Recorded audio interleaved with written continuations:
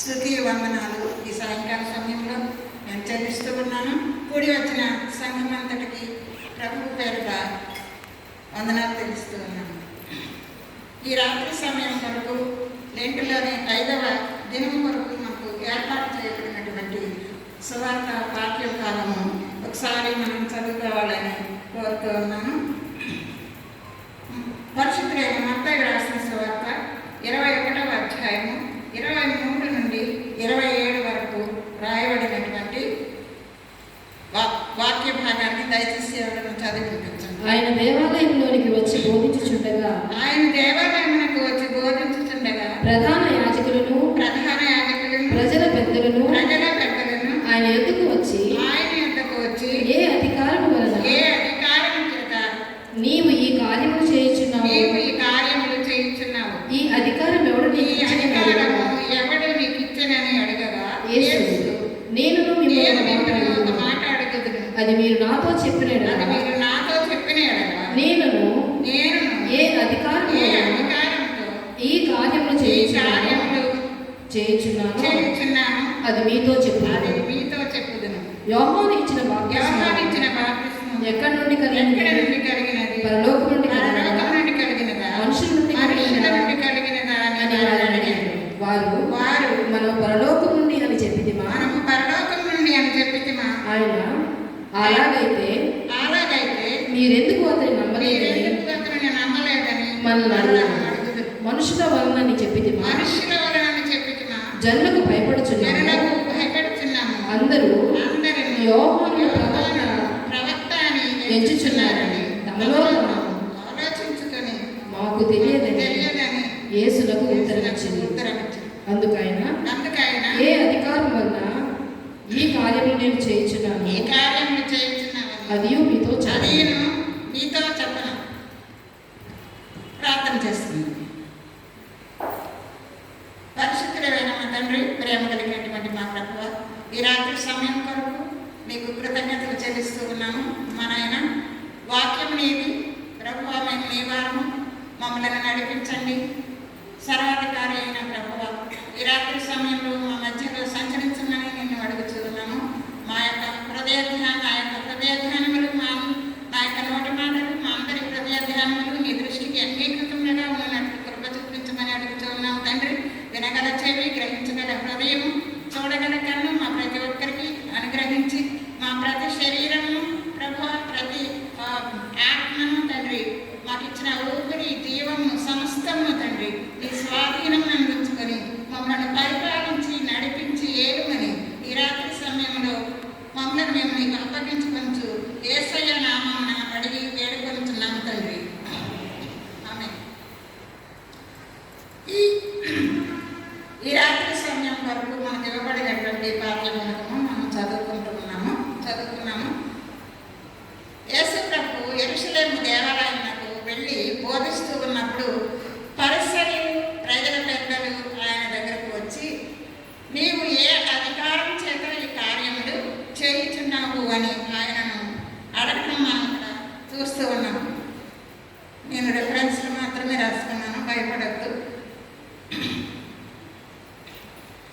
ఆయన ఈ ప్రశ్న ఎదుర్కొన్నప్పుడు ఈ కార్యములు ఏ అధికారం చేత నీవు చేయుచున్నావు అని ఆయన వారు అడుగుతూ ఉన్నట్లుగా మనం చూస్తున్నాం. అసలు పరిసయ్యులు ఎవరు, ప్రజల పెద్దలు ఎవరు ఆయన అడగడానికి మనం ఒకసారి ఇక్కడ ఆగి ఆలోచించినట్లయితే, పరిసయ్యులు వారు ధర్మశాస్త్రాన్ని క్షుణ్ణముగా ఎరిగి ఉన్నవారు. అలాగే ఒక్కొక్కసారి వారిలో ధర్మశాస్త్ర ఉపదేశకులు కూడా ఉండి ప్రజలకు ఉపదేశించేవారు కూడా ఉన్నారు. అలాగే ప్రజల కొరకు ఏర్పాటు చేయబడినటువంటి పెద్దలు. మరి ప్రభువుకి వీరికి ఏంటి ఆ యొక్క మధ్యలో ఉన్నటువంటి అసందర్భమైనటువంటి ప్రతీకార ద్వారా వారిలో రగడటువంటి అని మనం ఆలోచించినట్లయితే, ప్రభు పదే ఏమని చెప్తాడంటే, నేను నా తండ్రి ఏకమై ఉన్నాము. అదే ఒకటి. నేను దేవుని దగ్గర నుండి వచ్చి ఉన్నాను అని చెప్పడం అదొకటి. ఆయన మరి ముఖ్యంగా విశ్రాంతి దినమున రోగులను స్వస్థపరచడం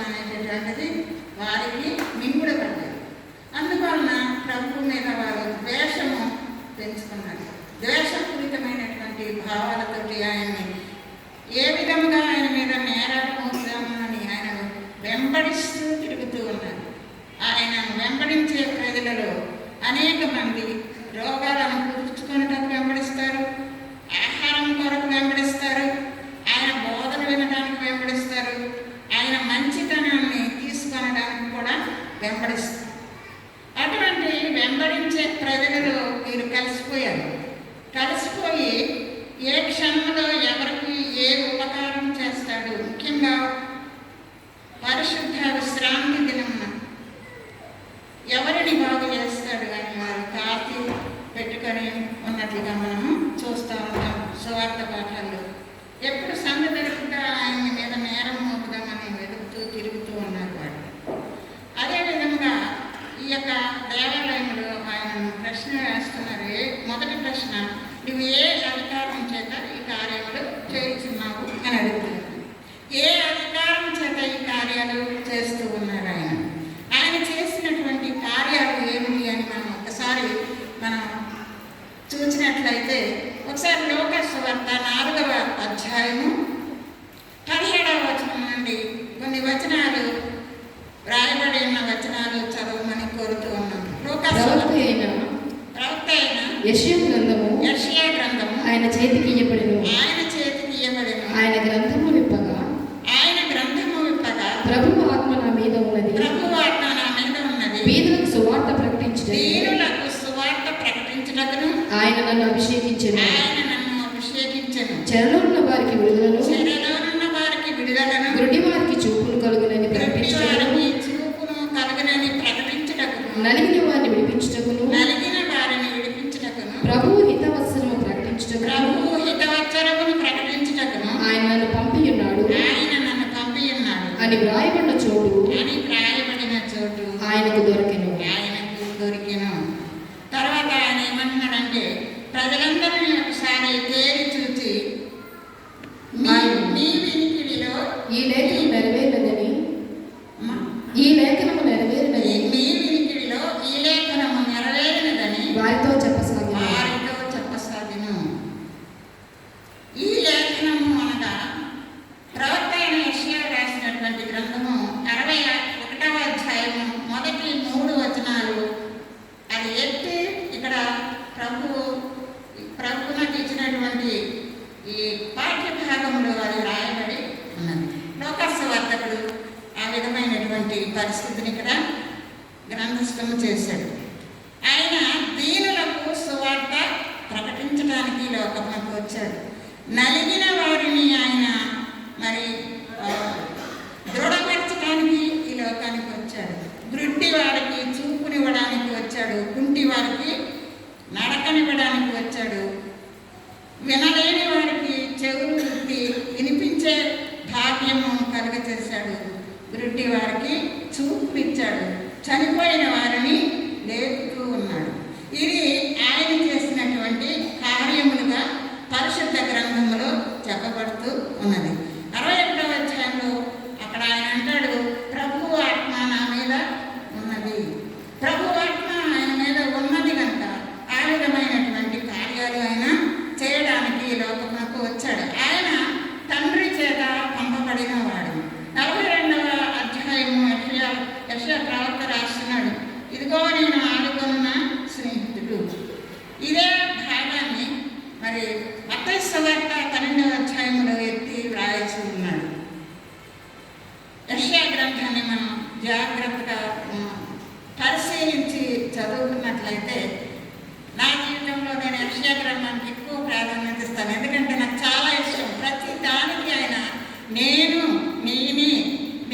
అనే మాట పదే ఆ యొక్క గ్రంథంలో రాయబడి ఉన్నది. నేను అని ఎవరూ చెప్పలేము, మానవులు ఎవరూ చెప్పలేము. నేను ఇది చేయించున్నాను, నేను కార్యము చేయగా త్రిప్పివేయగలవాడెవడూ లేడు, నేను సృష్టించిన సృష్టికర్తను, ఈ విధమైన మాటలు మాట్లాడుతూ ఉన్నప్పుడు నాకు చాలా సంతోషం వేస్తుంది. ఎందుకంటే ఆయన అధికార పూరితంగా ఆ మాట ఆయన మాట్లాడుతూ ఉన్నాడు. అది ఆయనకు ఒక్కడికే చెల్లుబాటాయి. మనం చెప్పలేము. నేను అని మనం అంటే వెంటనే అహంకారము మనలో నుండి బయటకు వచ్చినట్లుగా ఉంటుంది. దేవుడు నేను అనేటటువంటి మాట చక్కగా అక్కడ యెషయా గ్రంథం అంతా కూడా నేను అనేటటువంటి ఒక చోట ఉన్నాడు, భూమికంత నివాసులారా నా వైపు చూసి రక్షణ పొందండి. ఆయన వైపు చూసి రక్షణ పొందాలి మనం. ఆయనే రక్షణకర్త. 35వ అధ్యాయంలో అక్కడ అడవి పూయటం గురించి, కస్తూరి పుష్పం వలె పూయటం గురించి అక్కడ మాట్లాడుతూ 4వ వచనంలో ఆయన అంటాడు, ఆయన తానే వచ్చి మిమ్మలను రక్షించును. ఆయన తానే వచ్చి మిమ్మలను రక్షించును. ఆయనకు పేరు, ఆయన పుట్టిన తర్వాత దేవదూత చేత పెట్టబడిన పేరు యేసు.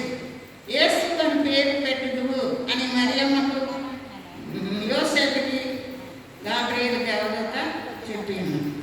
ఆ ప్రకారంగా యేసు అని పేరు వారు ఆయనకు పెట్టినప్పుడు యేసు అనగా రక్షకుడు అని అర్థం. మత్తయి సువార్త 1:21లో ఏమని రాయబడిందంటే, ఆయన ఒక కుమారుని కను తన ప్రజలను వారి పాపముల నుండి ఆయనే రక్షించును కనుక ఆయనకు యేసు అని పేరు పెట్టు. యేసు అనగా రక్షకుడు. రక్షణ కావాల్సిన వారికి రక్షణ ఇచ్చేటటువంటి వాడు. ఆయన సేవియర్గా ఈ లోకానికి వచ్చాడు, సాల్వేషన్ అనేటటువంటి దానిని మనకు అనుగ్రహించడానికి. తిమోతికి పరిశుద్ధులైన పౌలు రాసినటువంటి మొదటి పత్రిక 1వ అధ్యాయం 15వ వచనంలో ఒక మాట ఆయన చక్కగా అక్కడ పొందుపరిచాడు.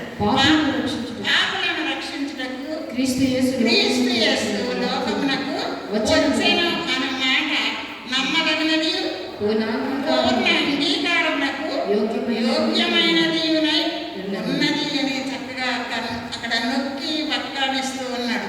అది నమ్మదగినటువంటి మాట, పూర్ణముగా అందరూ అంగీకరించవలసినటువంటి మాట. ఆయన నేను పాపులను విలువచ్చింది కానీ నీతిమంతులను విలువ రాలేదు.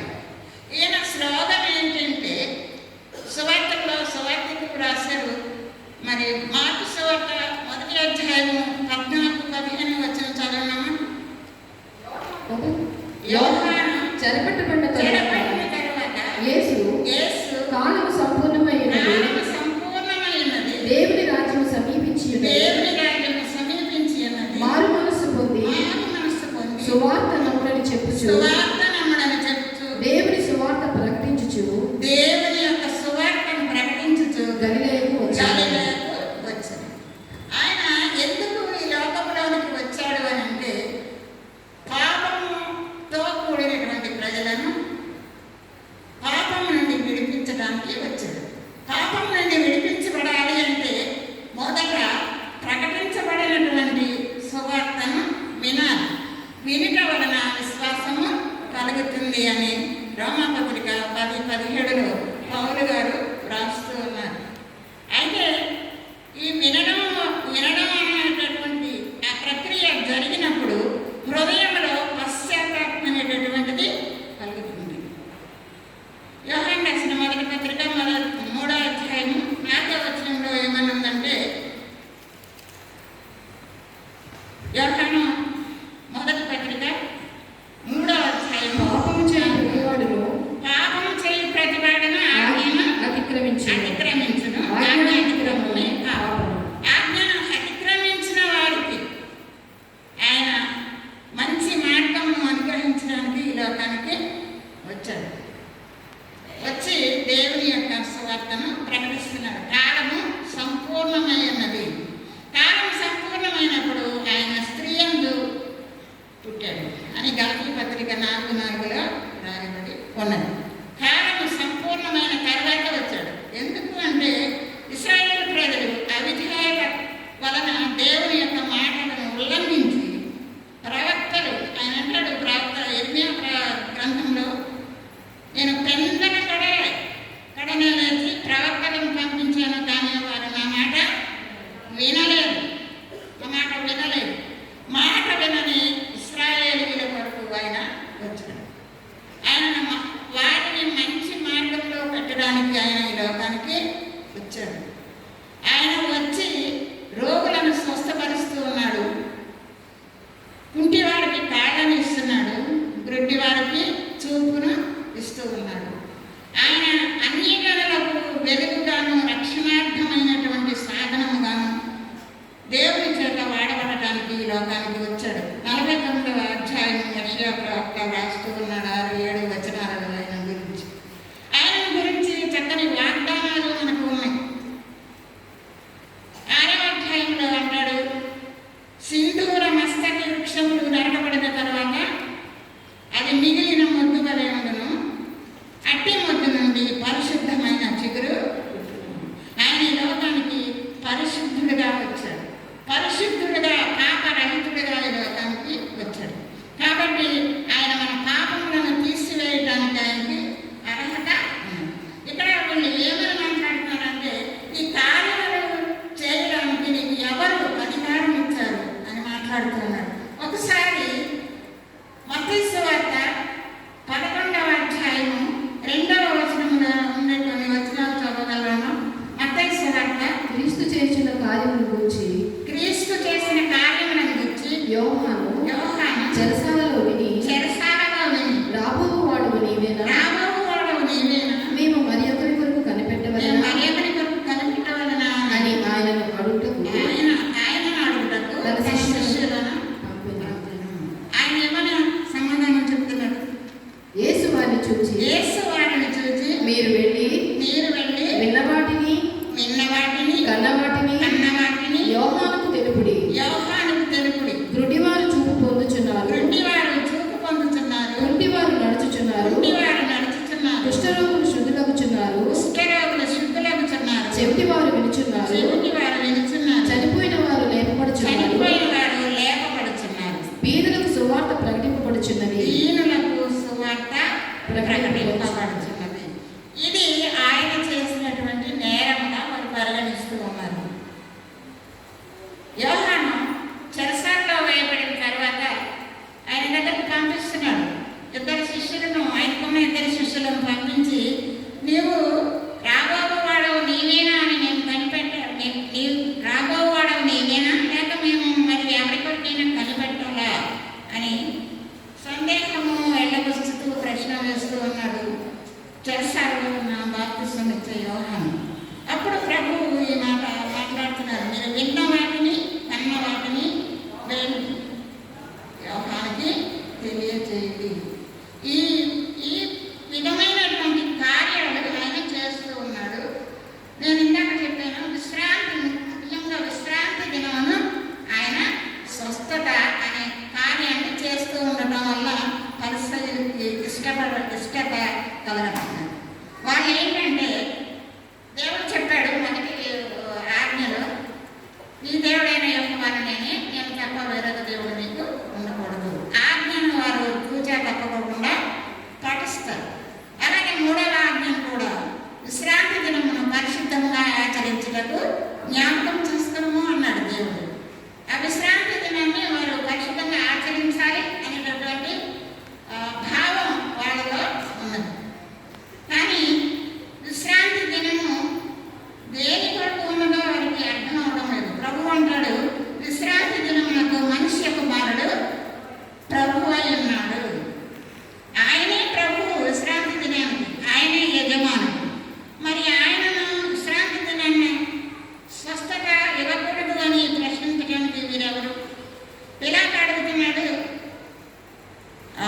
నీవు రాజువా అని అడుగుతున్నాడు. యోహాను సువార్త 19వ అధ్యాయంలో ఆయన అంటున్నాడు, నా రాజ్యము ఇహలోక రాజ్యము కాదు, నేను సత్యము కొరకు సాక్ష్యం ఇవ్వడానికి వచ్చాను అంటున్నాడు.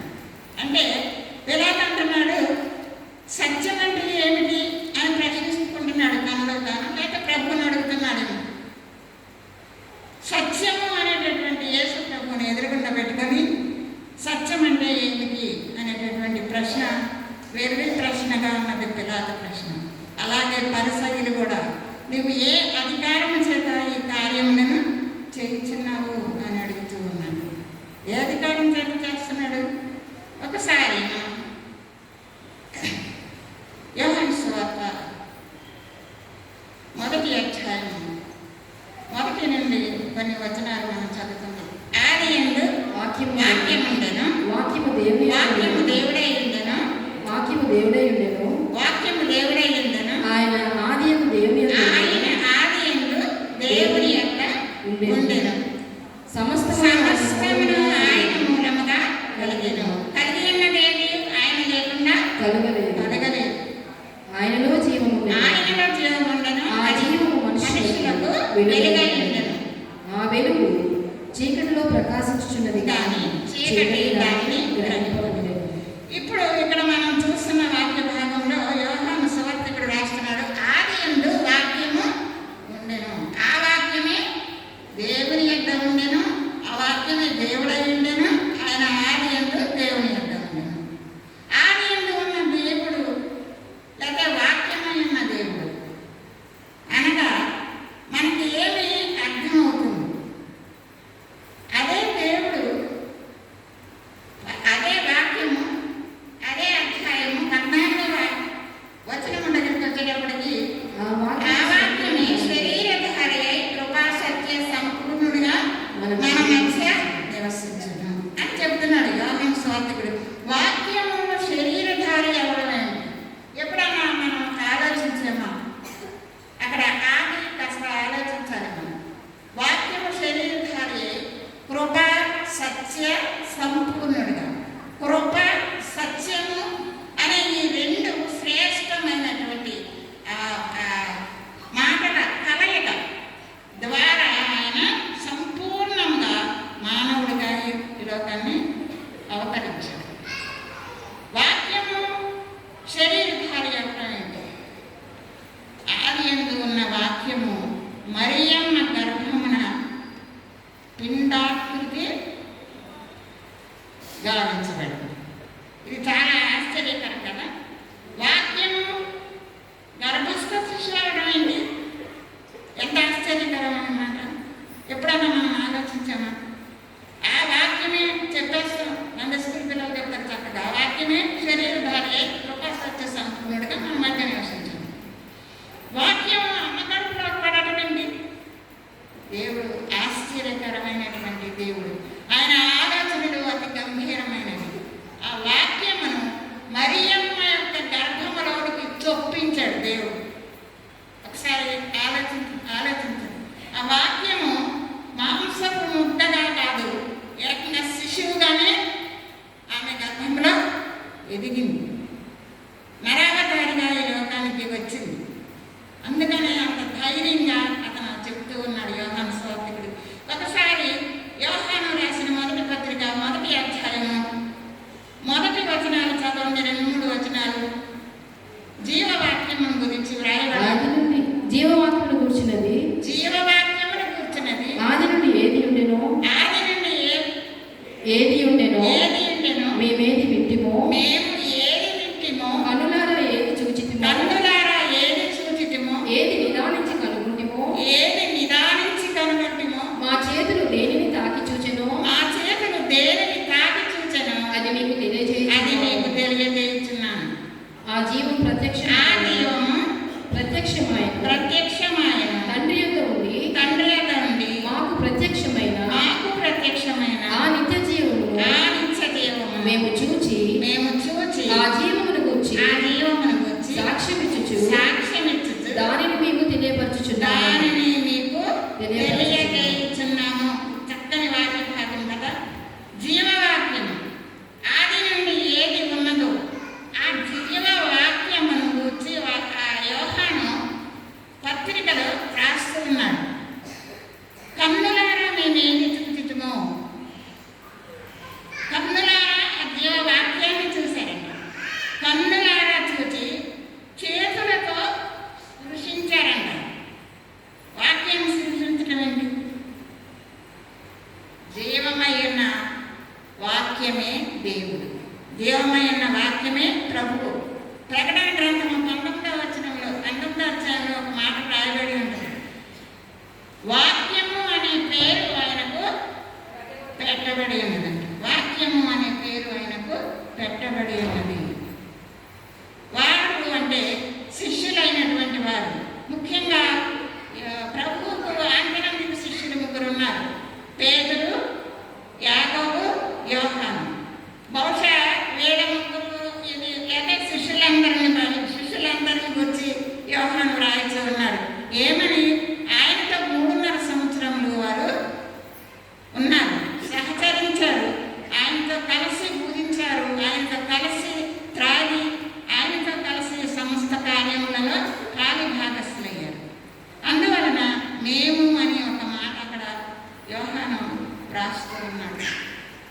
చేతులతో సృష్టించారంట, అంటే తాకి చూచారంట. ఆయన వచ్చి చెవులారా విన్నారంట, కన్నులారా చూశారు. వారు ఎంత ధన్యమైనటువంటి వారు మనం ఒకసారి ఆలోచిద్దాం. నేను అనుకుంటాను, ఆ కాలంలో నేను పుట్టి ఉంటే నేను కూడా ఆ అనుభవాన్ని పొంది ఉండేదాన్నేమో. నాకు చిన్నపిల్లలంటే చాలా ఇష్టం. చిన్నప్పటి నుంచి ఎక్కడ ఉయ్యాలి కానీ పడితే ఇంటికి వెళ్ళిపోయేదాన్ని ఆడుకుంటాం. పిల్లలు ఉయ్యాలి వెళ్ళేదాన్ని, ఎత్తుకోలేకపోయాను. అది నాకు చాలా, ఇప్పటికీ నాకు సంతోషం. ఈ చర్చిలో నేను చాలామంది చిన్న బిడ్డలు ఎత్తుకున్నాను. ఇప్పుడు వాళ్ళు ఇంటర్మీడియట్ వరకు వెళ్ళారు, బహుశా డిగ్రీ కూడా చదువుతూ ఉన్నాను. అంతమంది పిల్లల్ని నేను ఎత్తుకున్నాను. పిల్లలంటే నాకు చాలా ఇష్టం. నేను అనుకుంటాను, ప్రభు పుట్టిన ఆ కాలంలో నేను ఉండుంటే మరియమ్మ గారి బంధువురాలాగానే నేను సమీపస్తురాలుగా ఉండుంటే ప్రభువుని ఎత్తుకునేదాన్ని కదా అని చిన్నప్పటి నుంచి నాకు అంత ఆశ మనసులో ఉంటా ఉంటుంది. సంతోషపడతాను. ఆ తలం వస్తే నాకు చాలా సంతోషం. కాబట్టి వాక్యమైన యేసుని వీళ్ళు ప్రశ్నిస్తున్నారు. ఆయన సర్వాధికారి. ప్రకటన గ్రంథము 1:8 వచనంలో ఏమని రాయబడినంటే, నేనే వర్తమాన భూత భవిష్యత్ కాలంలో ఉండబడిన నేనే అని సర్వాధికారి దేవుడు నాకు ప్రభువు సెలవిచ్చుచున్నాడు. వర్తమాన భూత భవిష్యత్ కాలంలో ఉన్నవాడు సార్వభౌముడు. సృష్టి కలుగ చేయబడినప్పుడు అక్కడ కొన్ని ప్రక్రియలు జరిగినాయి. చీకటి అగాధి జలముల మీద కమ్మబడి ఉన్నప్పుడు ఆ జలముల మీద దేవుని ఆత్మ అల్లాడుతూ ఉండెను అని రాయబడింది. తర్వాత ఆయన సృష్టిని కలుగ చేసేటప్పుడు దేవుడైన యెహోవా ఒక మాట పలికాడు. ఏమని పలికాడమ్మా? వెలుగు కలుగును గాక అని పలికాడు. పలకగానే చీకటిని చీల్చుకొని వెలుగు ప్రకాశించింది. వెలుగు మంచిదైనట్టు ఆయన చూశాడు. ఇక్కడ యూనిటీ ఆఫ్ ట్రినిటీ మనం చూస్తున్నాం. దేవుని ఆత్మ జలముల మీద అల్లాడుతూ ఉన్నది. రెండవదిగా తండ్రి అయిన దేవుడు అక్కడ సృష్టి కార్యక్రమాన్ని జరిపిస్తూ ఉన్నాడు. ఆ జరిపించేటటువంటి ఆ ప్రక్రియలో ఒక మాట పలుకబడి ఉన్నది. ఆయన నాలుక మీద నుండి ఒక మాట బయటకు వచ్చింది. ఒక పలుకు, కలుగును గాక అన్న పలుకు కుమారుడైన దేవుడు, అనగా దేవుని యొక్క వాక్యము, దేవుని యొక్క పాత నిబంధన కాలంలో దేవుడు ఇదే యెహోవా వాక్కు, యెహోవా సెలవిచ్చినది ఏమనగా, ఈ మాటలు ఆ సెలవిచ్చిన మాట వాక్యం, దేవుని వాక్యము, దేవుని కుమారుడు. ఇక్కడ తండ్రి, కుమారుడు, పరిశుద్ధాత్ముడు ముగ్గురు ఉండి ఆ యొక్క గొప్ప కార్యాన్ని జరిగించారు. సృష్టి అంటే సామాన్యమైనది కాదు. ఆకాశమును సృజించాడు, దానిలో సమృద్ధిని, సర్వ సమృద్ధిని మానవుని కొరకు సృజించాడు. భూమిని సృజించాడు. భూమిలో నుండి సమృద్ధి అయినటువంటి ఆహారం కానీ మానవునికి కావలసినటువంటి సమృద్ధిని, సమస్తాన్ని కూడా ఆయన సమకూర్చాడు. సముద్రమును సృజించాడు. సముద్రంలో సమృద్ధిని కలుగజేశాడు. సామెతల గ్రంథం 8వ అధ్యాయంలో అక్కడ జ్ఞానం ఒక మాట మాట్లాడుతూ ఉంటుంది. జ్ఞాని అయిన సొలొమోను జ్ఞానాన్ని గురించి చక్కటి విశ్లేషణ ఇచ్చాడు. అక్కడ జ్ఞానం గురించి చెబుతూ ఉన్నప్పుడు అక్కడ ఒక మాట వ్రాయబడి ఉంది. ఏమనంటే, సృష్టి కార్యక్రమంలో నేను ప్రధాన శిల్పిగా ఉండి ఆ కార్యక్రమం అంతటిని బట్టి నేను సంతోషించుతుని అంటాడు. అంటది జ్ఞానం. ఎవరు ఆ జ్ఞానం? ఎవరు? కొరింథీయులకు రాసిన మొదటి పత్రిక 1:31 ఉంటుంది. ఆయన దేవుని జ్ఞానమై ఉన్నాడు. ఆయన దేవుని ఎవరు? కుమారుడైన దేవుడు దేవుని జ్ఞానమై ఉన్నాడు అని పరిశుద్ధుడైన పౌలు వ్రాయిస్తూ ఉన్నాడు. కాబట్టి ఈయన సర్వాధికారి అయిన దేవుడు, సర్వమును కలగజేసిన దేవుడు, సర్వమును సర్వమై ఉన్న దేవుడు. మరి వారు పిచ్చి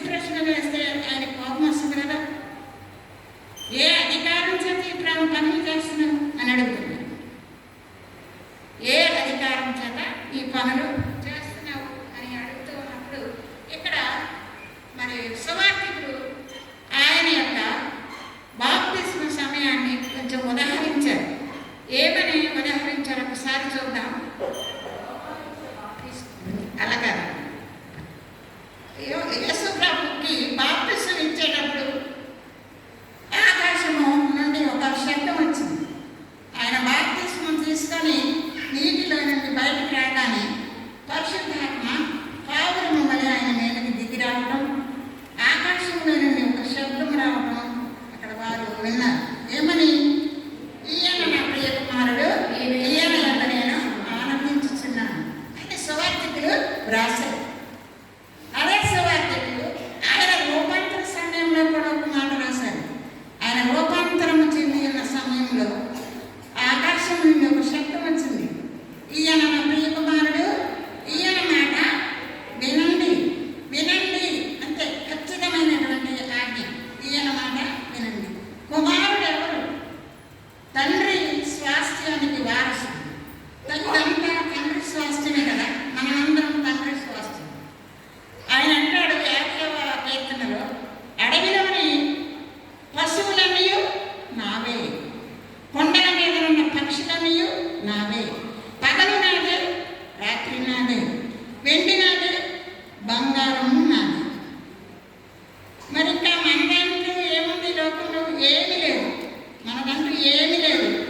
మనకే ఆయన దేవుడు, మనమే ఆయన స్వాస్థ్యం. ఇశ్రాయేలీయులు అంటాడు, ఇశ్రాయేలీయులారా మీరు నాకు స్వాస్థ్యము. ఈ రోజున దేవుడు మనల్ని కూడా అంటున్నాడేమో, మనం ఆయనను అనుసరించి నడిస్తే ఆయన మనల్ని స్వాస్థ్యముగా ఏర్పాటు చేసుకుంటాడు. హెబ్రీ పత్రికలో కూడా ఆయన ఏమన్నాడంటే, పూర్వం నానా విధములుగా ఆయన గురించి ప్రార్థన ద్వారా పలుకబడినటువంటి మాట ఆయన తన కుమారుని ద్వారా ప్రపంచములను నిర్మింప చేశాడు. ఆయనను నీకు ఎక్కడ నుండి వచ్చింది అధికారం అని అంటాం. సరిపోరు ఎవరు సరిపోరు. ప్రకటన గ్రంథం 5వ అధ్యాయంలో ఒక చక్కని ఆరాధన జరిగింది. క్రింది భాగంలో మనం చూస్తే 7 ముద్రలు కలిగినటువంటి ఆ యొక్క ఆ పుస్తకాన్ని విప్పడానికి యోగ్యత కలిగిన వారు ఎవరు లేరని యోహాను ఏడుస్తూ ఉన్నప్పుడు వధించబడినటువంటి దేవుని గొర్రెపిల్ల వారి మధ్య పరలోకంలో నిలవబడి ఉన్నదంట. ఆ నిలవబడినటువంటి వధించబడిన దేవుని గొర్రెపిల్ల ఆ గ్రంథమును 7 ముద్రలను ఇప్పుడు యోగ్యుడిగా ఉన్నాడంట. అక్కడ చెప్పబడినటువంటి మాట. ఆ గ్రంథాన్ని విప్పడానికి యోగ్యత కలిగినటువంటి దేవుని కుమారుడైన వధించబడిన దేవుని గొర్రెపిల్ల ఆరాధన జరుగుతుంది. నలుగురు అక్కడ 4 జీవులు అక్కడ ఉన్నాయి. 4 జీవులు వీణలు పట్టుకొని వీణలు వాయిస్తూ ఉన్నారు. 24 పెద్దలు అక్కడ ఉన్నారు.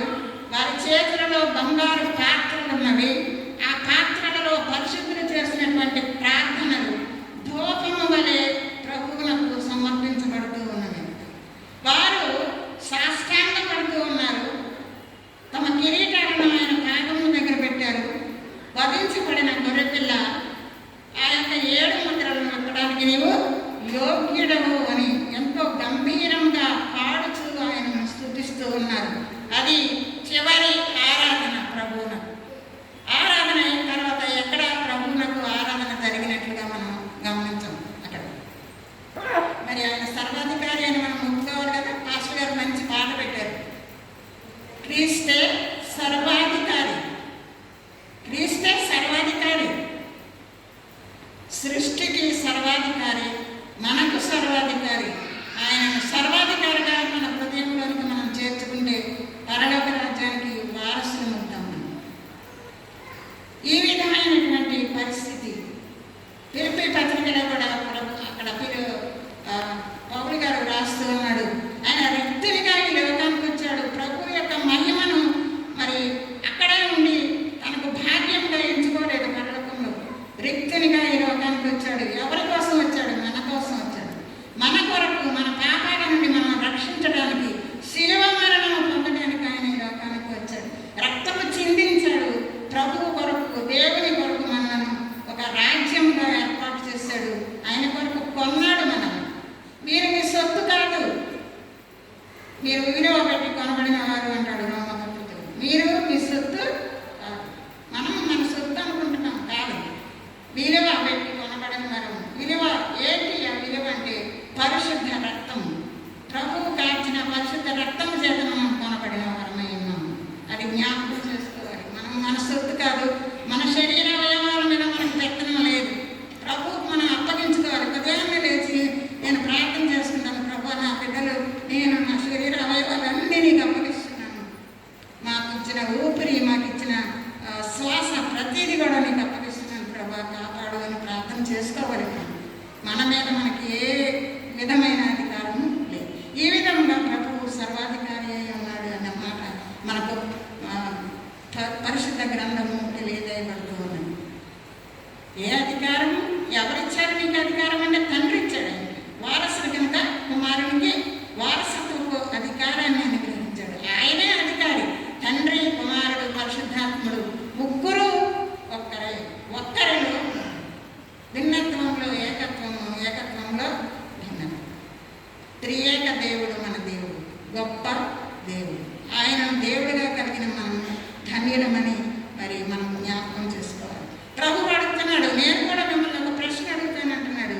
ఏంటి ఆ ప్రశ్న అంటే, యోహాను ఇచ్చిన బాప్తిసం పరలోకం నుండి వచ్చినదా, మనుషులలో నుండి వచ్చినదా? ఆ మాటకు నాకు సమాధానం చెప్పండి. చెప్పితే మీరు అడిగిన ప్రశ్నలకు నేను సమాధానం చెప్తాను. వీళ్ళేమంటున్నారు? పరలోకం నుండి వచ్చిందని చెప్పితే పరలోకం ఆయన ప్రవక్త అని ప్రజలు నమ్ముతున్నారు కదా. ఆలోచించుకొని ఏంటి చెప్తున్నారు వాళ్ళు, నాకు తెలియదు అన్నారు. చేతులు ఎత్తేసారు. అయితే నేను కూడా మీకు సమాధానం చెప్పను అన్నాను. మరి యోహాను ఎవరు? బాప్తిసం ఇచ్చే యోహాను ఎందుకు ఉదాహరించాడు ప్రభు? అక్కడ యోహాను సువార్త 1:6 వచనంలో ఒక మాట ఉండదు. దేవుని చేత పంపబడిన ఒక మనుషుడు ఉండేను, అతని పేరు యోహాను. అతడు వెలుగుల గురించి సాక్షించడానికి సాక్షిగా, వెలుగు గురించి సాక్ష్యం ఇవ్వడానికి ఆయన సాక్షిగా ఈ లోకానికి వచ్చాడు. యెషయా ప్రవక్త 40:3 వచనంలో ఉంటుంది, అరణ్యంలో కేకవేయు ఒకని శబ్దము. ఆ శబ్దము ఎవరిది? బహు కాలం గడిచినటువంటి వృద్ధులైనటువంటి జకరియా, ఎలిజబెత్తుల కుమారుడిగా పుట్టినవాడికి. ఆ కుమారుడు ఒకసారి లోకస్వార్త 1:8 వచనం చదవండి. శిశువు ఎదిగి ఆత్మయందు బలము పొంది ఆత్మయందు బలమునంది ఇశ్రాయేలునకు ప్రత్యక్షమగు దినము వరకు ఇశ్రాయేలునకు ప్రత్యక్షముకు దినము వరకు అరణ్యములో అరణ్యంలో ఉండను. ఎవరు ఇశ్రాయేలునకు ప్రత్యక్షం అవ్వాలి? దేవుని కుమారుడు ఇశ్రాయేలునకు ప్రత్యక్షమయ్యే దినము వరకు ఆయన ఎక్కడున్నాడు? అరణ్యంలో ఉన్నాడు. ఆయన వచ్చి చేసిన బోధ ఏమిటి అంటే, మత్తయి సువార్త 3:1 మొదటి 2-3 వచనాలు చదవండి. ఆయన బోధ ఏ విధంగా ఉంది? ఆ దినముల యందు బాప్తిస్మిచ్చు యోహాను వచ్చి పరలోక రాజ్యము సమీపించి పరలోక రాజ్యము సమీపించి ఉన్నది, మారు మనసు పొందుడని యోదయ అరణ్యంలో ప్రకటించుచుండెను. యోదయ అరణ్యంలో ప్రకటించుచుండెను. చెప్తాను, ప్రభు మార్గము సిద్ధపరచుడి, ప్రభు మార్గం సిద్ధపరచుడి, ఆయన త్రోవలను సరళము చేయుడని, ఆయన త్రోవలు సరళం చేయుడి, అరణ్యంలో కేకవేయు ఒక శబ్దము అని ప్రవక్త అయిన యెషయా ద్వారా చెప్పబడిన వాడదే. ప్రవక్త అయిన యెషయా గ్రంథము 40వ అధ్యాయంలో చెప్పబడినటువంటి మాట నెరవేరు. ఆయన వచ్చి ఏమి ప్రకటిస్తున్నాడు? మారు మనస్సు పొందుడి, పశ్చాత్తాపపడుడి, మీ పాపములను గురించి పశ్చాత్తాపం. పరలోక రాజ్యానికి వెళ్ళాలంటే మారు మనసు పొందాలి, పాపములు కడగబడాలి. పాపములు అక్కడ కన్ఫెషన్ అంటే పాపములు ఒప్పుకొని తప్పనిసరిగా ఒప్పుకోవాలి. కన్నీటితో ఆయన పాదాలు కడగాలి. కడిగినప్పుడు మనల్ని ప్రభువు క్షమిస్తాడు. క్షమించడానికి ఆయన ఎప్పుడు కూడా సిద్ధంగా ఉన్నాడు. నీవు పాపములు క్షమించబడితేనే దేవుని రాజ్యానికి అర్హుడవు. అది జ్ఞాపకం పెట్టుకోవాలి. పాపాలు క్షమించబడాలి, మనం మార్పు చెందాలి. నేను ఒక మాట చెప్తాను ఏంటంటే, మనము తల్లి గర్భం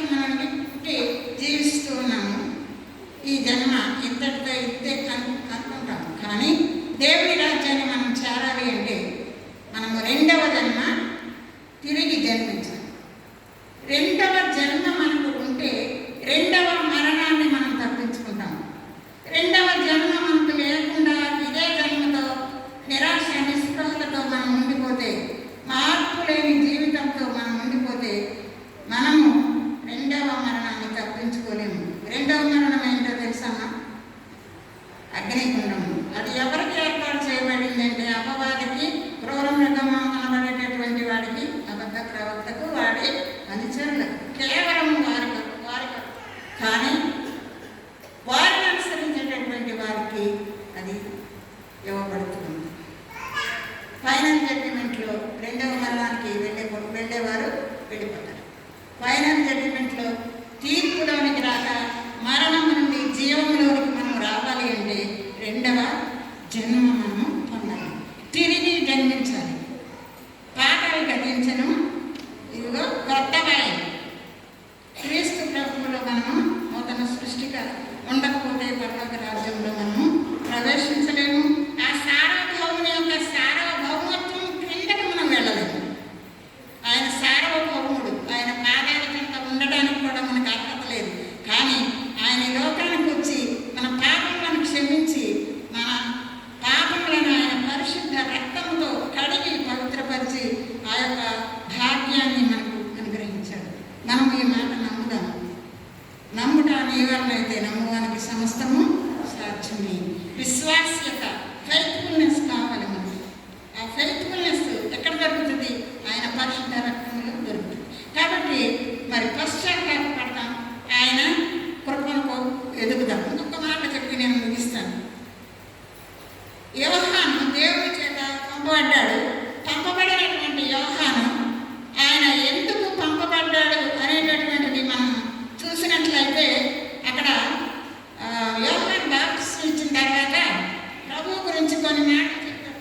అక్కడ చూడండి, యోహాను రాసినటువంటి సువార్త 1వ అధ్యాయము చివరి భాగంలో వచ్చండి.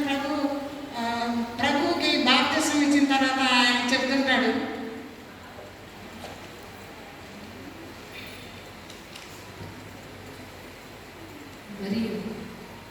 మరియు యోహాను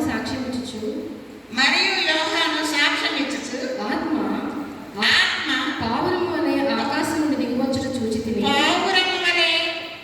ఆకాశం నుండి దిగివచ్చుట చూచితిని. ఆ ఆత్మ ఆయన మీద నిలిచెను. నేను ఆయన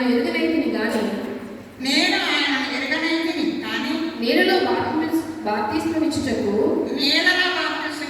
నన్ను పంపినవాడు నీ ఎవరి మీద ఆత్మ దిగివచ్చుట నిలిచుట చూతువో ఆయనే పరిశుద్ధాత్మలో బాప్తిస్మం ఇచ్చేవాడు నాతో చెప్పాను అని నాతో చెప్పాను. యోహానుని దేవుడు పంపాడు. ఎందుకు పంపాడు తెలుసా? నీవు బాప్తిస్మం ఇచ్చేటప్పుడు పరిశుద్ధాత్మ దేవుడు ఎవరి మీద నిలుచుట నీవు చూస్తావో ఆయనే అగ్నిలో పరిశుద్ధాత్మలో బాప్తిస్మం ఇస్తాడు అని చెప్పి పంపించాడు దేవుడు. ఎప్పుడైనా మనం ఈ వాక్యం చదివేమా? అవగాహన చేసుకున్నామా? ఇప్పుడైనా ఒకవేళ చదివే ఉంటారు, ఒకవేళ చదవకపోతే ఈ వాక్యాన్ని కొంచెం సేపు ఇంటికెళ్ళిన తర్వాత ధ్యానించండి. ఆయన ఈ పని అప్పగించాడు దేవుడు. నువ్వు వెళ్ళు, ఆయన నా కుమారుని వచ్చి సాక్షి ఇద్దరు సమకాలీనం. ఎందుకు? బహుకాలం గడిచినటువంటి వృద్ధులకు ఎప్పుడు పడితే అప్పుడు ఇవ్వచ్చు, కానీ వృద్ధాప్యంలో సమయాన్ని బట్టి ఇచ్చాడు. ఎందుకు తెలుసా? కాలం సంపూర్ణం. ఎఫెసీ పత్రిక 1వ అధ్యాయంలో పౌలు రాస్తాడు, కాలము సంపూర్ణమైనప్పుడు ఆయన తన ఆలోచనల్ని అమలు చేస్తాడు. ఇక్కడ యోహాన్ని పుట్టించాడు, అక్కడ ప్రభువుని పుట్టించాడు. 6 నెలల ముందు వెనక పుట్టారు. ఇద్దరు ఒకే సమయం ఒకే ఇదిలో పుట్టారు. ఎందుకంటే ఆయన యొక్క మార్గాన్ని ఈయన సరళం చేయాలి. ఏంటి సరళం చేయటం? అవిధేయులైనటువంటి వారి యొక్క హృదయాన్ని ప్రభు వైపునకు త్రిప్పుట వరకు ఆయన ఈ లోకానికి పంపబడ్డాడు.